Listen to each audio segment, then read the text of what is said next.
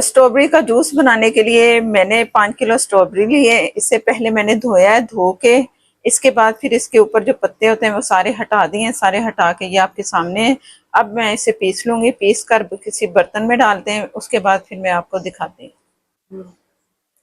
Strawberry को मैंने बगैर पानी के पीसा है। आप भी बगैर पानी से पीसेंगे, बहुत आराम से पीस जाती, बहुत अच्छी से मैंने बारीक पीस लिया है। और चीनी इसमें जा रही है 1.5 किलो। आप 2 किलो भी डाल सकते हैं, इससे ज़्यादा भी डाल सकते हैं, जितनी आपकी मर्जी है ना। जितना आप मीठा करना चाह रहे हैं आप उतना मीठा इसे करें, अपनी मर्जी से चीनी आपने शामिल करनी है। अब इसे चम्मच से मैं थोड़ा मिक्स कर रही हूँ। अभी चूल्हे पे नहीं रखा मैंने, अब इसे पकने के लिए छोड़ देंगे। इतना भी नहीं पकाना, बस चीनी का शीरा जो है ना तैयार हो जाए, चीनी मेल्ट हो जाए तो समझो कि ये तैयार है।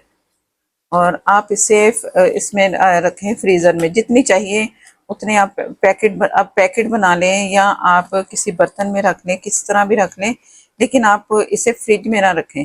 आप फ्रीज़र वाले खाने में रखें और जब चाहिए आप निकालें और इस्तेमाल करें। आसानी से ये आराम से हो जाएगा। कभी कभी ये होता है कि ये ख़राब भी हो जाती है अगर आप फ्रिज में रखेंगे, तो इस चीज़ का आपने ध्यान रखना है। अगर पानी डाल के पकाना चाह रहे हैं, बड़ा बर्तन लें, फिर उसमें आप पानी इतना डालें जितना आपको गाढ़ा पानी इसका चाहिए, तो फिर आप बोतलों में बंद करके रखना पड़ेगा। लेकिन ये जो तरीका है ना, इसी तरह आप इसे गाढ़ा रखें और फिर निकालें, पानी में डालें। और आप अगर उसकी स्प्राइट या आप टीम की बोतल है तो उसमें वो भी इसमें शामिल करें, पानी शामिल करें।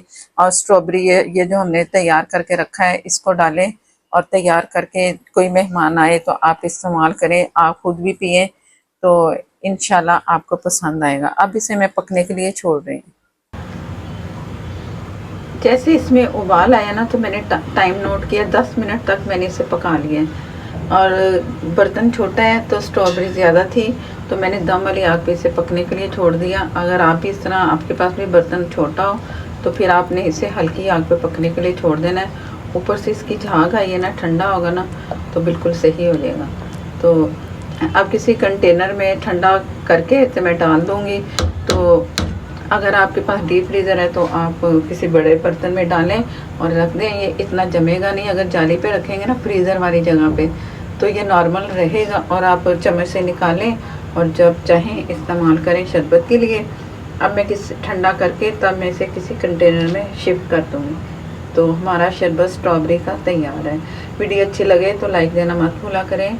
और अगर आप चैनल पर नए हैं तो प्लीज़ चैनल को कर लें सब्सक्राइब, और साथ में जो बेल है ज़रूर प्रेस कीजिएगा, उसी से ही आपको नोटिफिकेशन मिलता है। और नेक्स्ट वीडियो तक के लिए मुझे दें इजाज़त। अल्लाह हाफिज़।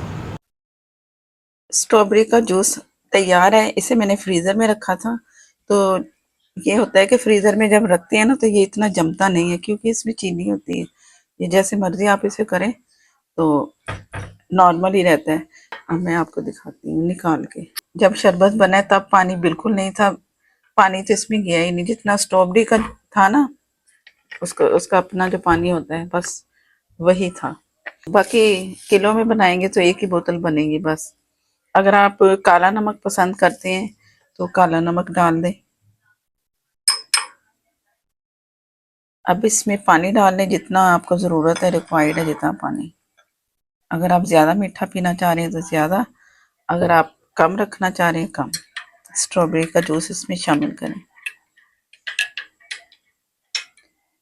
ये इसका प्यारा सा कलर निकल आया है, और गर्मियों का ये तोहफा है, गर्मियों में पिए। इसके बाद फिर फालसे का शरबत है वो बनाएं। जिस जिस तरह गर्मियों का सीज़न आता है तो कोई ना कोई शरबत होते हैं। कच्ची कैरी का शरबत बनाऊंगी तो आप वो भी ज़रूर वीडियो देखिएगा। वो भी बहुत आसान रेसिपी है।